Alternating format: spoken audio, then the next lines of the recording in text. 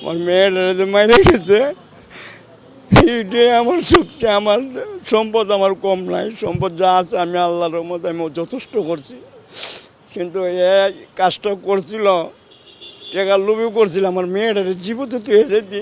তো গতকালকে যে সিসি ফুটেজটা বের করা হয়েছে ওইটা হচ্ছে যে আমাদের যে স্টাফ, আমরা যে সন্দেহ তালিকা, উনি আর কি ওনার ব্যাপারে এখন যে আইনের যে লোকগুলো এখন তথ্য জোগাড় করার ট্রাই করতেছে। ওই লোকটা আবার আমাদের এখানে খাবার নিতে আসে 2 বেলা, দুপুরবেলা আর রাতের বেলা। তো উনি যখন দুপুরবেলা খাবার নিতে আসলো, আমি ওনার সাথে ছিলাম, পাশে ছিলাম। যেহেতু আমার বোন একা থাকবে ঘরে, সেই জন্য ওনাকে বের করার পরে তারপর আমি বের হব।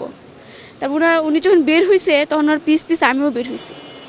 তো আমি এখানে আমার বোনকে বের হওয়ার পর আমার বোনকে বললাম যে লক করার জন্য, গেট লক করে তারপর আমি এদিকে চলে গেলাম। আর এই লোকটা হচ্ছে যে রাস্তা ক্রস করার পর ওইখানে কয়েক মিনিট ছিল, মানে তাকাচ্ছিল যে আমি কই পর্যন্ত যাই। তারপরে সে কয়েক মিনিট পর এখানে তারপর বাসায় আসে, আবার আসার পর আর কি এই ঘটনা হয়। তারপর আমি আবার বাইরে থেকে আসি আপনার 3:30 কিছুক্ষণ আগে বা 3:30টার পর এসে দেখি যে আমি এই গেটটা আমি নক করতেছিলাম, গোটা এরকম নক করতেছিলাম, কিন্তু ও খুলতেছিল না। কিন্তু অন্যান্য সময় দেখা গেল যে মানে 2-1টা নক করলে বের হয়ে আসতো। তারপরে দিয়ে যখন আমি এটা ঘুরালাম তখন দেখি যে গেট খোলা। তারপর ভিতরে গেলাম, দেখি যে মেন যে দরজাটা ওইটা সিটকিরে লাগানো। তারপর আমার একটু খটকা লাগলো যে ও তো জানে যে বাসায় কেউ আর নাই, ও বের হয়ে গেলে ও তো জানে যে ওই তালা দিয়ে লক করে প্রতিদিন রাত্রেবেলা সকালবেলা ওই খুলে। তো আমার একটু খটকা লাগলো যে ও বের হয়েছে যেহেতু, তারপরে লকই তো করে যেতে পারতো তালা। তারপর আমি সিটকিরে ঘুরলাম, খুলে দেখি যে কিচেনের সাথে আমার যে বেডরুম, আমার দুই বোন যেখানে থাকি, ঢুকার আগে দেখি যে আমাদের যে হোটেলের যে বড় চুলা দেখি যে উল্টানো, ফেলে দেওয়া। আর ভাত যে আমি সকালে রান্না করে গেছিলাম, ভাতের পাতিলও দেখি নিচে ফেলানো, মানে সব অগোছালো। তারপরে দিয়ে আমি তারপর আব্বার রুমে একটা দৌড় দিই, আম্মার রুমে একটা দৌড় দিয়ে দেখি যে 2টা দরজায় খোলা। তারপরে আমি আবার রান্না করে ঢুকে তারপরে আমাদের যে বেসিংয়ের যে ইয়াটা নিচে যে স্পেসটা, ওইখানে কাঠ দিয়ে আপনার করা, বেড়া দেওয়া। তো আমি আবার সকালে আবার কিচেন পরিষ্কার করার পরে আমি আবার কাঠ দিয়ে যাইনি, ওইটা সরানোর ছিল। তো তখন আবার আমার একটু সন্দেহ হলো, দেখি কাঠটা সরিয়ে দেখি যে আমার বোন ওখানে মৃত অবস্থা ছিল। মানে আমি তখন ওর শরীরটা আমি হালকা গরম পাইছিলাম। পাওয়ার পরে আমি ফার্স্টে ভাবছিলাম যে হয়তো মাথায় আঘাত লাগছে। তা আমি তাড়াতাড়ি দৌড় দিয়ে আমি এখানে বাড়িওয়ালা আঙ্কেলকে, এরপরে চার দোকান যে আশেপাশে যে লোকগুলো ছিল ওনাদের বললাম যে আমার বোনকে ধরেন, হসপিটালে নিয়ে যায়। কিন্তু কেউ আসেনি।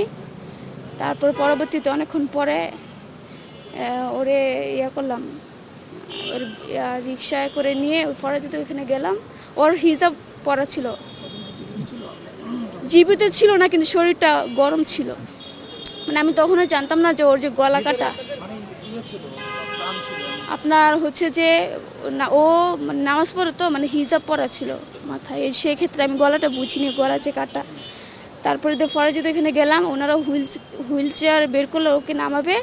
তো হিজাবটা প্যাঁচ লাগতেছিল, সেক্ষেত্রে আমি ওর হিজাবটা ওই সময় সরিয়ে দেখি যে ওর গলা কাটা। তারপরে আবার আমি আর হসপিটালে ঢুকাই নেই, এরপর আবার বাসায় নিয়ে আসছি। আসার পরে তারপরে তো এই যে প্রশাসন আসলো।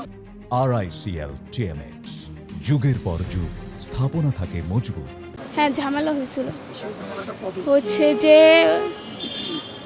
আমাদের জমি সংক্রান্ত বিষয়ে আমার যে আব্বা, আমার আম্মা, ফ্যামিলি ওরা বাকি সবাই বাড়িতে চলে গেছিলো, আর শুধু আমার বোন আর আমি ছিলাম বাসায়। বুধবারে ওনারা সকালে চলে গেছে। আর আমাদের হোটেল আছে খাবারের, ওই হোটেলের সব স্টাফগুলো ওদের ছুটি দিয়ে দিছে, ওরা সবাই বাড়িতে চলে গেছে, নিজ এলাকায় চলে গেছে। কিন্তু যে ওই যে স্টাফটা ছিল ও বাদে সবাই চলে গেছে। তারপরে বুধবারেও সে অনেক রাত্রে খাবার নিতে আসছে, ওই দিন দিছে, আমার বোন দিছে খাবার।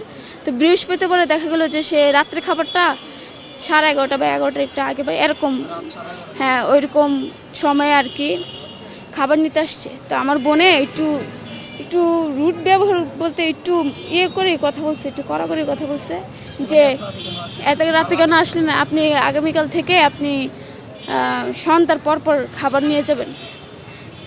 তারপরে আমার বোন এই গেটটার খুলিনি, ওই এটার খুলিনি, ভিতরে এটার খুলিনি, ওই নিচ দিয়ে ওনারা খাবার দিছে, এটার নিচ দিয়ে খাবার দিছে। উনি পলিথি করে খাবার নিয়ে যেত আর আপনার খাবার খেত হচ্ছে যে ইয়াতে স্টাফ রুমে খাবার খেত। তারপরে দিয়ে এরপরে আমার একটু সন্দেহ হয়েছে যে উনি হয়তো মাইন্ড করতে পারে ওর ব্যবহারে। তো ও আবার ওই দিন আবার রাত্রেবেলা আবার তেহারি যে রান্না করছে আমি জানতাম না। তো ও যতটুকু খাবার খাইছে মানে বাকিটুকু রয়ে গেছে, অনেকখানি রয়ে গেছে। তো সকালে না উনি দুপুরে আসছে খাবার নিতে, তো আমার বোন ঘুমেছিল, তো আমি সেক্ষেত্রে আমি খাবারটা দিছি। তো আমি গেট খুলছি, উনি আর রুমে ঢুকে নাই, এই যে এটার ভিতরেই ছিল। তো ওনার আমি বললাম যে ভাই যে রোস্ট আছে, তেহারি আছে, আপনি এটা খান, আমি কি আরেকটা ডিম ভেজে দেই, মানে ওরকমভাবে ব্যবহার করছি যাতে আমার বোনের প্রতি রেস্টটা না থাকে।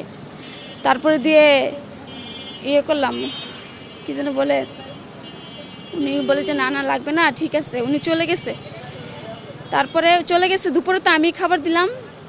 তো রাত্রেবেলা উনি আবার শুক্রবারে না ওইটা, হ্যাঁ শুক্রবারে উনি আবার আবার আবার দরজা নক করতেছে আপনার 8টা-9টার দিকে, যে আমার আব্বার কাছ থেকে 500 টাকা চাইছে বিকাশে। তো আমার ভাই আমার বিকাশে 500 টাকা পাঠাইছে, ওই 500 টাকা ওনার উঠাই দিছি। তারপর ওনার আবার ভাত যে খাবারটা রাতে খাবারটা ওইটাও দিয়ে দিছি।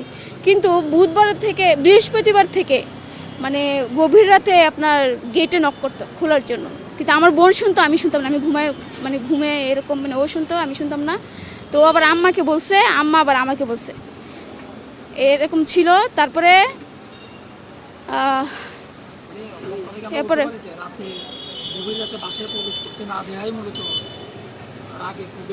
না এটা তো মূলত মূল বিষয় না, কিন্তু ওর টার্গেটে ছিল যে চুরি করা। তারপরে আমাদের যে আমরা চেক করলাম গতকালকে বাসা আসার পরে, থানার থেকে আসার পরে চেক করলাম যে আমাদের 5 ভরি স্বর্ণ আর হচ্ছে যে 5 লাখ টাকা ক্যাশ ছিল, ওইটা উনি নিয়ে গেছে, খুন করে নিয়ে গেছে। ওর আগে 5 লাখ টাকা ক্যাশ, আর মানে ওরে খুন করার পরে ওইগুলো আপনার আমাদের তিনটা যে বেডরুম সবগুলোই অর্ডার খোলা ছিল, ভাঙা ছিল, আমার অর্ডার ভাঙা ছিল, ভাইয়েরটাও ছিল, আমার আম্মারটাও ছিল, সব ভেঙে নিয়ে গেছে আর কি।